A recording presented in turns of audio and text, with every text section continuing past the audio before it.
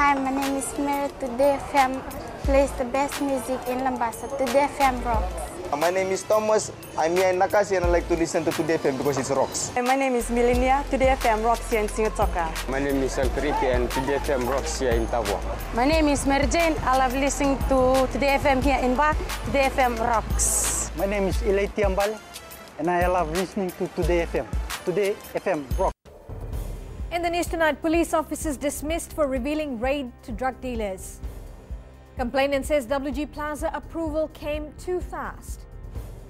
And Grace Road saga continues. From the studios of FBC Suba, Amrita Sagar. The police commissioner has revealed several officers have been dismissed from the force for helping keep the drug trade alive and assisting those involved. Brigadier General Sativeni Gilaho says this is very disappointing as their job was to remove drug offenders and traffickers from our streets. Aksita Tale reports. The police commissioner says some of those kicked off the force for involvement in the drug trade were moles tipping people off about police raids. Yes, I've removed officers who have been involved in it. We have been conducting drug raids over the years, and we know there have been moles within that alert these places before we get in there. So we've identified a few and we've removed them from the force. Brigadier General Sitiveni Giliho says this is a huge concern as their corrupt practices have contributed to keeping the drug trade alive in the country. Yes, definitely. The drug trade is lucrative. There's a lot of money involved. And to pay off police officers and things like that is something not new in the drug world. That's common practice that people involved in drugs do, try and buy out law enforcement people.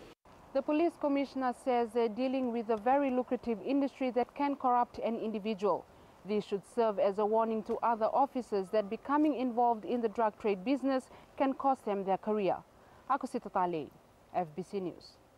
Meanwhile, recent figures have shown that many patients linked to substance abuse have been admitted to St. Giles Hospital in Suva. It was highlighted by Police Commissioner Brigadier General Sativeni Gilaho while opening the United States Drug Enforcement Agency workshop on clandestine labs this morning. Akasita Tale once again. In a span of just 11 months, a shocking statistic has revealed that close to 100 out of 500 people presenting themselves at St. Giles Hospital from May last year to April this year succumbed to the effects of marijuana, methamphetamine, cigarettes, cover and alcohol. Methamphetamine has made it to the list of common substances abused, and that should ring alarm bells for us. Last month, I revealed how a mother of a 17-year-old girl reached out for help as her daughter was showing signs, symptoms of drug abuse linked to methamphetamine use. Police Commissioner Brigadier General Sitiveni Giliho has brought in top experts from drug enforcement organizations in the U.S. to share their knowledge and expertise on the rapid and expanding drug trade, focusing on clandestine labs. Clandestine labs come in all sizes and can easily be set up within the privacy of one's own home, which is why we need to be smarter and be more alert to the signs of its operations. Unfortunately, it's also extremely dangerous. You've probably seen stories about how meth labs can explode, how it can poison the soil, it can poison the water, it can affect the police officers who make a drug raid. Fiji has recorded 3 cases of such laboratories, with a major discovery in 2004, 2 on a smaller scale in 2013, and Vale Levu in 2015. However, the police commissioner says the problem still warrants vigilance in policing the manufacturing of the illicit drugs. Akusita Tale, FBC News. Amid the growing confusion over the WG Friendship Plaza project, Bhavesh Kumar, one of the official complainants, is now raising concerns about the speed at which approval was given for the project. Amid suggestions of irregularities, Kumar alleges the project is most likely non-compliant, adding that the Suva City Council was way too quick in giving its approval. Kritika Kumar reports. Bhavesh Kumar alleges something is not right in the approval process of this now controversial project, despite the Suva City Council seeking views from neighbours. We had received a letter from Suva City Council after the project had started in terms of neighbours' approval, as we are one of the landowners around that project, where Suva City Council was asking us for approval to rezone the land from residential to commercial. Kumar claims if he had done a similar project, the City Council would not have given its approval until all the requirements had been met. In this case, my only concern was that the land still hadn't been converted from residential B to special use tourism, and the project had already started. Efforts to get comments from the Suva City Council about this latest allegation and other issues remain unanswered. The local government minister could not be reached for comment about Bhavesh Kumar's allegations against the council. Meanwhile, the Chinese ambassador to Fiji has assured his government will do whatever it can to ensure the Chinese investment is smooth and successful. We will encourage all the Chinese enterprises, no matter they are state-owned enterprises or private-owned enterprises. They should act responsibly. They should follow the rules and regulations. While everyone now awaits the appointment of an independent consultant to look into allegations of substandard materials being used in the project, as alleged by Bhavesh Kumar and engineer Shiva Singh, work at the WG Friendship Plaza continues. Kritika Kumar, FBC News. More revelations about Grace Road Church founder Shin Ok-ju have come to light in a South Korean television documentary that investigates the allegations of assault and confinement of some 400 church followers in Fiji. A number of former church members were interviewed in the program. Unanswered question, who explained physical assault was considered disciplinary action for those who were disobedient or dared to question Ok-ju's authority. Now, do note some viewers may find this content disturbing, so viewer discretion is advised. Maggie Boyle has more. The unceasing violence is a constant theme throughout the hour-long documentary, in which members of the Grace Road Church congregation are seen to be assaulted by Ok-ju and in other instances by fellow churchgoers. In this scene, the church founder is berating a follower whose family reportedly complained after being beaten. Ok-ju is saying, "Look at yourself. No wonder your family is panicking. Press charges? How dare you? Go ahead." As if setting an example to the rest, the follower then turns to make a public apology, with Ok-ju then saying, "You will not be going to Fiji. Instead, you will be staying with them." In another scene, the program looks into the ritual of threshing ground, in which members of the church carry out their own discipline of others. In some instances, it's a parent and child. Clearly obvious, though, is that the followers, despite being verbally and physically abused, do not resist, and there is no attempt to help by others. Questions sent to Grace Road Church here in Fiji remain unanswered. Maggie Boyle, FBC News. The Patient Information System, commonly known as PATIS, used by Fijians in all major hospitals and health centres, is under review. Health Minister Rosie Akbar says detailed information is an integral aspect of public health when it comes to prioritising the areas where they need better resources. With non-communicable diseases responsible for many deaths, Akbar says it's important to capture the data to further break down these diseases and come up with measures to counter them. One solid data. Okay? So that's where our PATIS system is now being looked into. So how we capture this data. It's very important for us to know. We can't say 80% of people die because of NCDs. We need some real data, and we're working to that. Okay. Still to come, Accident Compensation Commission makes another payment. A new ambulance for Savu Savu Fire Station. Details after the break.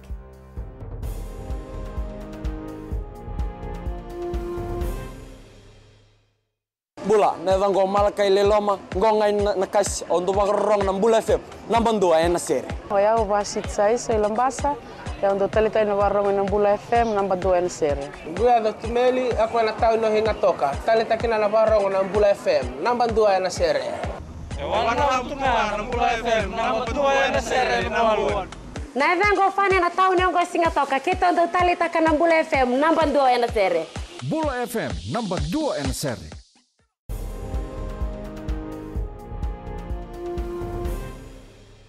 PNG-based Pacific Towing Company contracted to salvage the container ship MV Southern Phoenix.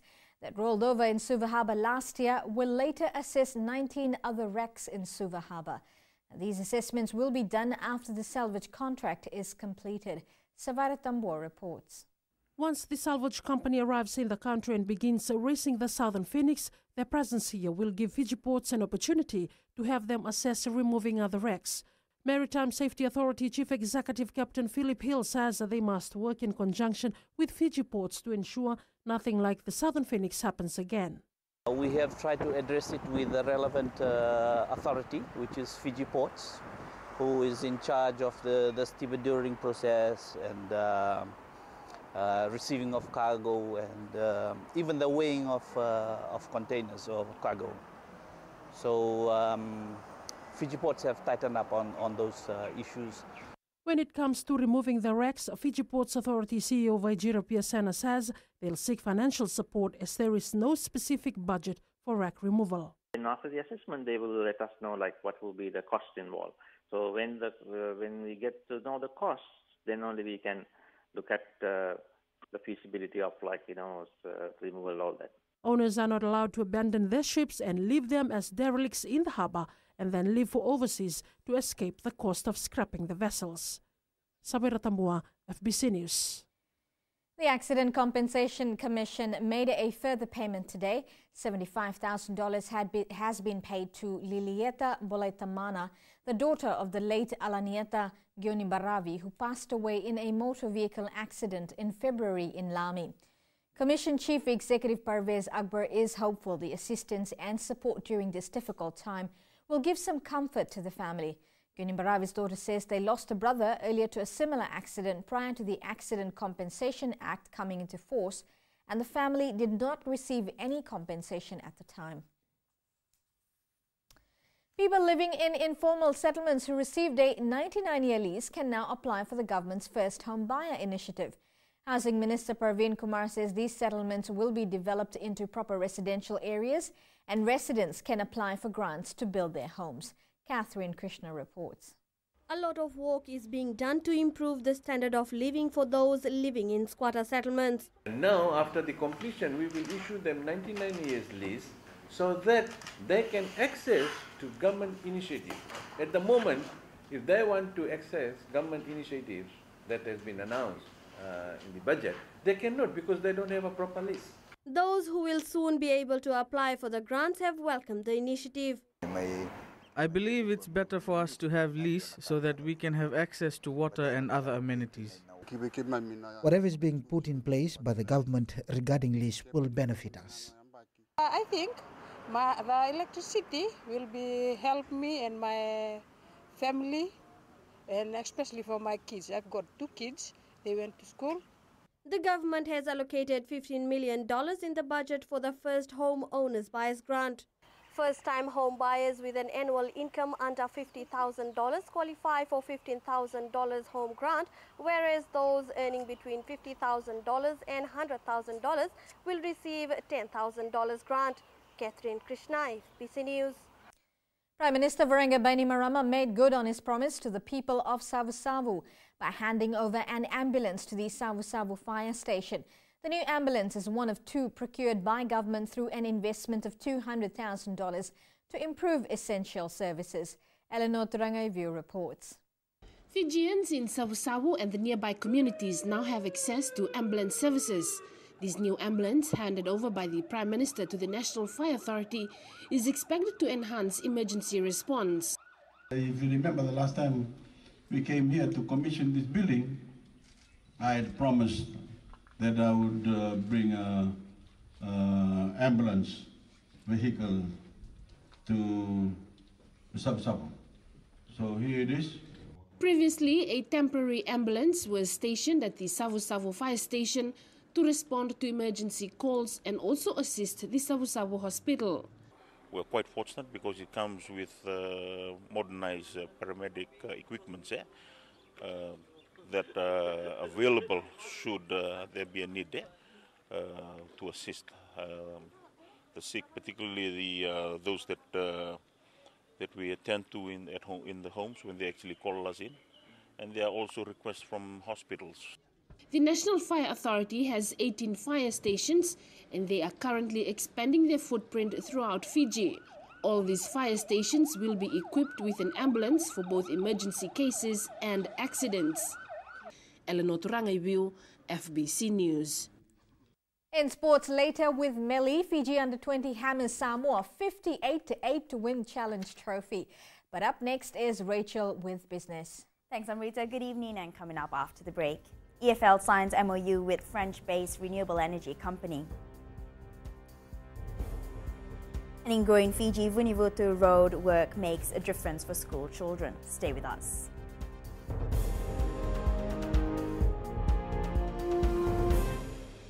Lola, I am Eleanor. For the best classic hits, I only listen to Gold FM here in Singapore. Gold FM, only the classic hits. My name is Seni Rawa. I love listening to Gold FM here in Nosuri. Gold FM, only the classic hits. My name is Dino. I'm from Outrigger, Coral Coast, Singapore. I love listening to Gold FM, only the classic hits. My name is Salote. I love listening to Gold FM here in Nosuri. Gold FM, only the classic hits. Bula, my name is Marida. Gold FM plays the best classics here in Outrigger, Singapore. Gold FM, only the classic.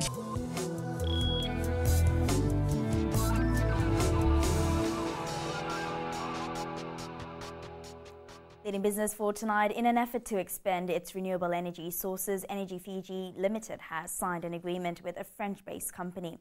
The joint venture with Core Energy Company will enable EFL to take part in a renewable energy activity around the region. Board Chair Dakshish Patel says the agreement is another step forward for the company as they continue to expand their operation. Patel says creating more renewable energy sources will mean providing electricity throughout Fiji. Together with them, form a joint venture company to expand in the various renewable energy generation activities, not only in Fiji, but hopefully within other countries in the region. We now join Sinifa from HFC Bank with the latest from the exchange market.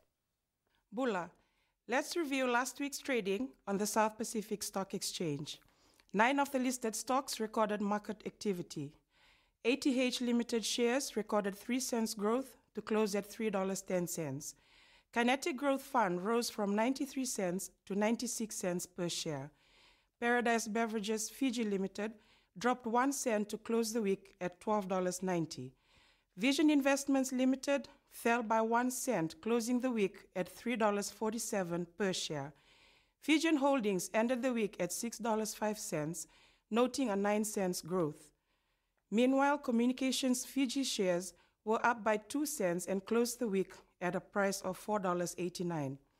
Following the price movements, the overall market capitalization rose by 0.41%, ending the week at $2.65 billion. That's the latest from our local stock market, Vinaka. Thanks, Sinifa. Taking a look at the foreign exchange rate set this morning for the Fijian dollar. Our dollar did well over the weekend. It gained against our 2 major trading partners, Australia and New Zealand, as well as the PNG Kina, as well as the euro. The Fiji dollar lost its ground against the rising US dollar, the Chinese yuan, as well as the Japanese yen. As for the commodities market, the price of oil continued downwards, closing at just about $68 a barrel. Gold dropped a few dollars to close at $1,195 per ounce, and silver closed at $14.15 an ounce.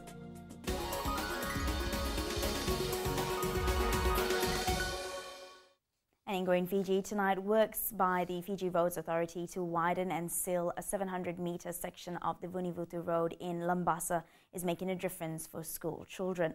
This work is part of the periodic maintenance program by the FRA to provide access to the Central, Northern and Eastern Divisions. Vunivutu Road is located 30 kilometres from Lambasa town and serves more than 4,000 residents, mostly farmers. Students residing close by often find it difficult to use the road during rainy days and now find it safe and secure.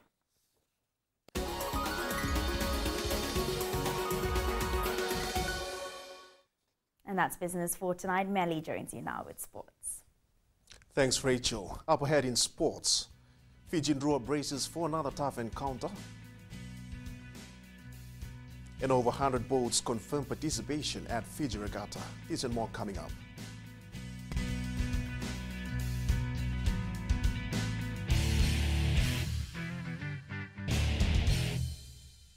Hi, I'm Jyotishma. I'm from Singatoka. I love listening to Mirchi FM. Mirchi FM is hot.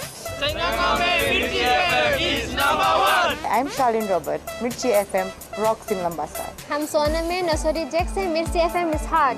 My name is Raymond Dutt. I'm in Baba Singh Alliance. Mirchi FM is hot in Lambasa. I'm Kritika from Jax Nasori. I love listening to Mirchi FM here in Nasori. Mirchi FM is hot. Mirchi FM, it's hot.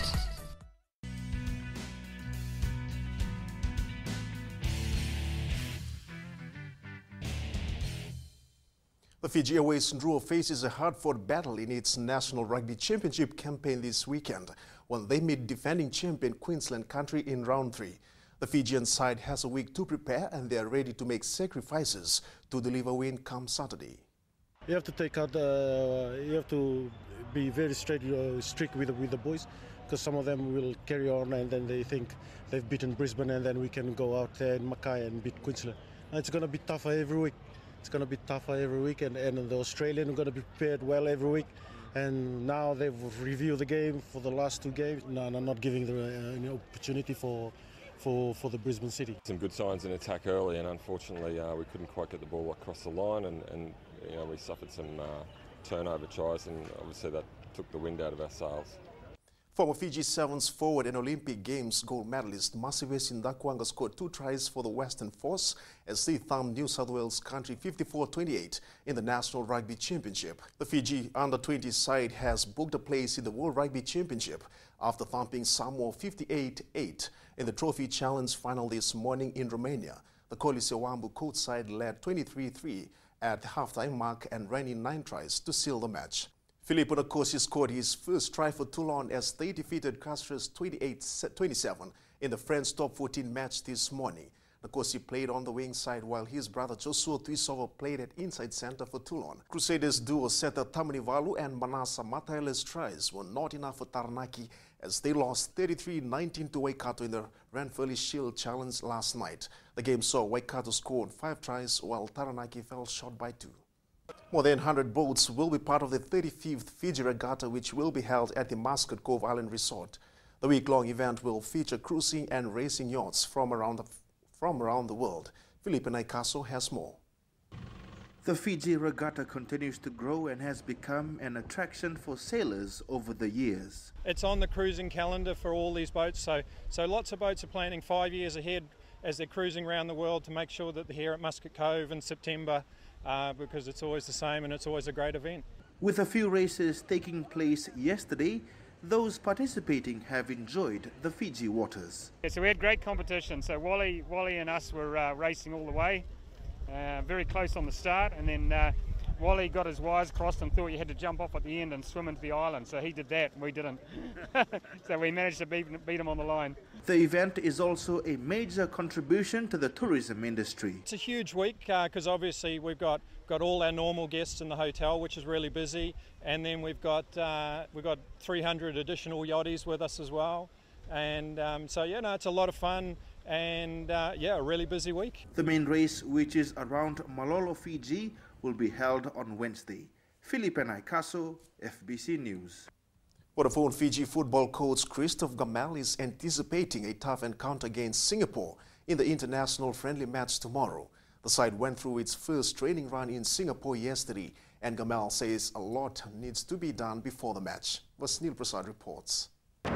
Getting the feel of the atmosphere, the Fiji football team is racing against time to prepare for its second friendly match. And most of all because today the training was catastrophic, I have to be honest.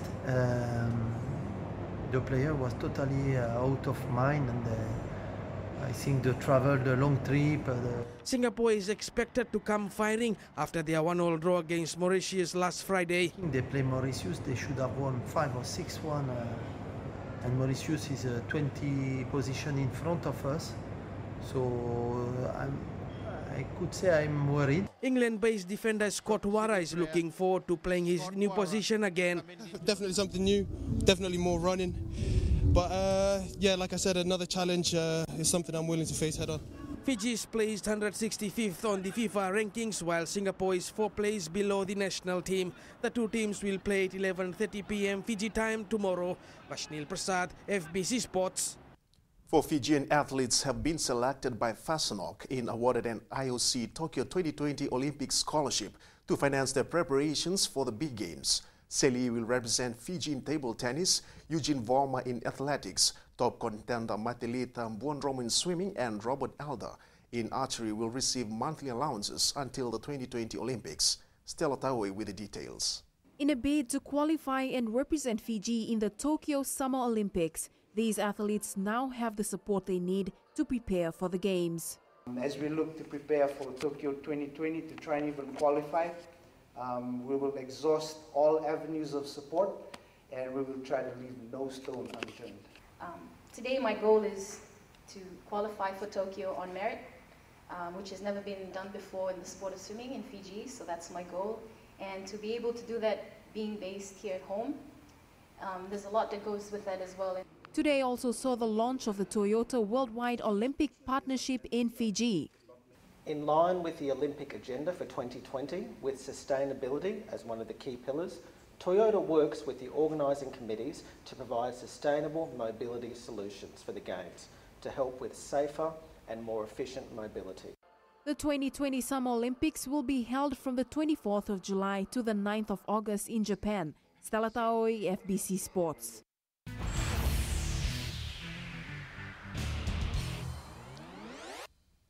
And in today's play of the day, Novak Djokovic has claimed his third US Open champion and his 14th overall Grand Slam after a straight sets victory over Juan Martin Del Potro in today's final.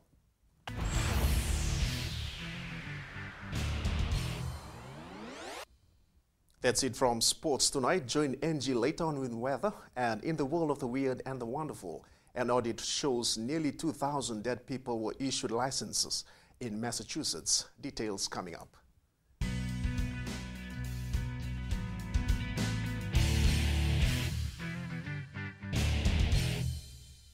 Narang golesenya, Obama kita nakas, dorong-rong bin nakape, na radio Fijuan, nandong may ayaw benyana, kita barong na radio Fijuan, nandong may wisi, hindi natoka. Guado ilaisa ingatoka, rong-rong bin na heramakawa na Radio Fiji One hingatoka.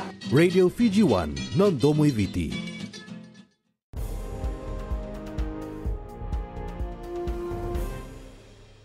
In new media, Netgear has announced the Orbi Voice Smart Speaker and Wi-Fi Mesh satellite. It's a multifunction device for smart homes that extends to Wi-Fi networks. And here's Angie with the weather.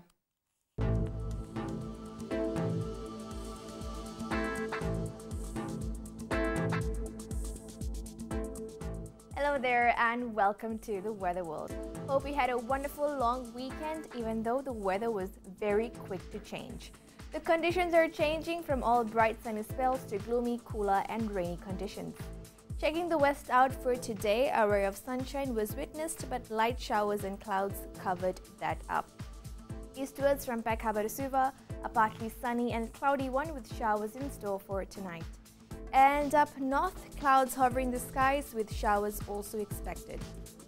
At sea, it's quite rough as southeast winds will gust 20 to 25 knots. For the tides, low tide at 1:09 a.m. with high tide at 7:19 a.m.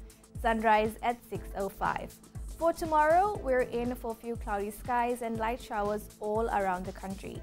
Tomorrow's temps, Suva and Savu will be the coolest spots with highs of 29 degrees. And looking further on to Wednesday, you might want to start looking for umbrellas as it seems like the showers are here to stay. That's all from the FBC Weather World. I'm Rita. I think you have my umbrella, Angie. And in Fijian Pulse tonight, we asked, what are you doing to conserve water since we are in the midst of a prolonged dry spell? Time spent in the while having bath now is reduced. It's not like before when I used to do it for more than 20 minutes. It's less than 10 minutes now. In this dry weather, it is important that we use water wisely and not waste it. We should save water, that's all. Don't waste water. Fill all the water bottles in empty gallons at home.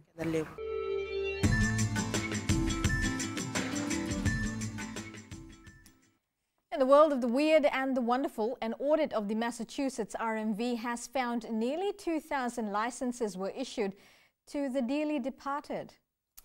Recapping the main stories, police officers dismissed for revealing raids to drug dealers. Complainant says WG Plaza approval came too fast. And the Grace Road saga continues. For these stories and others, you can tune in daily to our sister radio station, Gold FM. Onto our poll question segment now. Last week, we asked, should those found responsible for corrupt practices at government dispensaries be prosecuted? 73% said yes. This week, we're asking, are we doing enough to conserve water during this prolonged dry spell? Visit our FBC website to answer. Now, before we go, our shot of the day, sent in by Chalame Dangi. The picture was taken in Naulu, Nakasi. You can also send us newsworthy pictures and videos on email, fbcnews@fbc.com.fj, or share it with us via our Facebook page, FBC News. Or you can also follow and tweet us your news tips at FBC News, or simply hashtag FBC News. And that was your FBC News for tonight. From the team and I, have a safe and enjoyable week. Bye for now.